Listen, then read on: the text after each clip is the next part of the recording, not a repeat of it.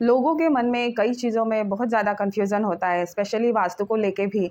लोग कहते हैं कि आइडल दिशा हमें मिलती नहीं है, पृथ्वी भी एक तरफ झुकी हुई है, तो वास्तु किस तरीके से मतलब इफ़ेक्टिव है, क्योंकि आइडल दिशा जो है कहीं पे भी मिलते नहीं हैं।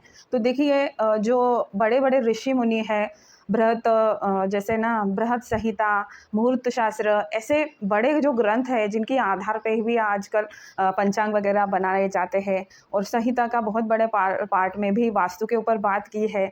जो हमारे ऋषि मुनि हैं उन्होंने वास्तुशास्त्र के ऊपर बहुत कुछ लिखा है, तो उनको मतलब आगम प्रमाण को हम साक्षी मानकर वास्तु के ऊपर बात करते हैं। तो ये कोई गलत नहीं है या मिथ नहीं है, इतने बड़े ऋषि मुनियों ने जो है लिखा है, उसमें तथ्य है वो एकदम सटीक है। मतलब वो गलत नहीं हो सकते, हम भले गलत हो जाएँ, पर बड़े-बड़े ऋषि-मुनि जिनको मंत्र का, उनको ज्ञान का दृष्टांत उनके ध्यान में होता था और उनसे वो ग्रंथों की रचना करते थे। और एक सोचने की बात है, एक छोटा-सा यंत्र जो है, दिशा सूचक यंत्र जो है, आपको दिशा दर्शाता है मैग्नेटिक फ़ील्ड के आधार पे। मतलब सोचिए कितना पावरफुल है, एक छोटा-सा यंत्र आपको नॉर्थ साइड दिखा देगा मैग्नेटिक फ़ील्ड के कारण। वहाँ पे जो सुई है वो झुक जाती है। इसका मतलब जो दिशाएँ हैं, 8 दिशाएँ हैं, उनकी भी अपनी एनर्जी है, वो भी काम करती है। तो और दिशा मतलब परफेक्टली नहीं होता है, हम ज़ोन की बात करते हैं। मतलब जितना आपका घर होता है, उसकी साइज़ के अकॉर्डिंग ही वहाँ का ब्रह्म स्थान निकलेगा। वहाँ का मतलब सेंटर ऑफ़ द हाउस, और कॉर्नर्स निकलेंगे, जितना आपका प्लॉट है उसके अकॉर्डिंग। तो आइडल नहीं होता है, ये ज़ोन में लगभग चीज़ों में बात होती है।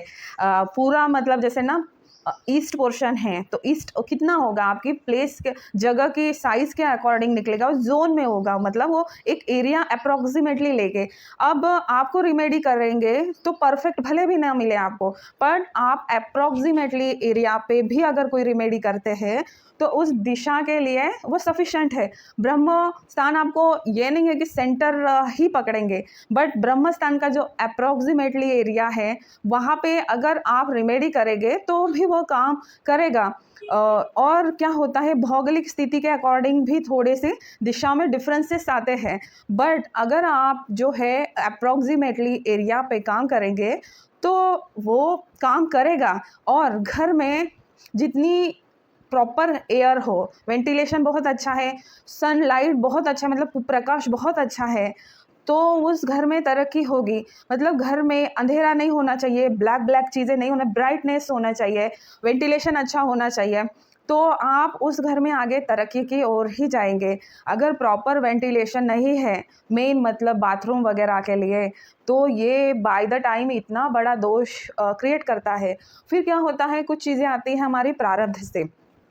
प्रारब्ध में किसने क्या किया हमें नहीं पता है, ये सब कुछ प्रकृति के गर्भ में है। प्रारब्ध से चीज़ें आती है, कब आएगी क्या आएगी वो ईश्वर जाने। कुछ चीज़ें प्रारब्ध से आती है, और प्रारब्ध से जो चीज़ें आती है उनकी सिक्योरिटी हमारा प्रेजेंट जन्म के कर्म करते हैं। मतलब आपके आप किस एनर्जी में हैं, आपके थॉट्स क्या है और इस जन्म में हमने क्या कमाया है, तो वो एनर्जी अगर आपके साथ में सही है, तो आप उस चीज़ से डील कर लेंगे। बट यहाँ पे भी बहुत ज़्यादा नेगेटिव एनर्जी, तो घर में अगर नेगेटिविटी है तो उसकी ऑरा आपके साथ रहेगी, फिर आपका दिमाग काम नहीं करेगा, आपको प्रॉब्लम होगी, आपके सारे एरियाज़ में लाइफ के प्रॉब्लम आएँगे।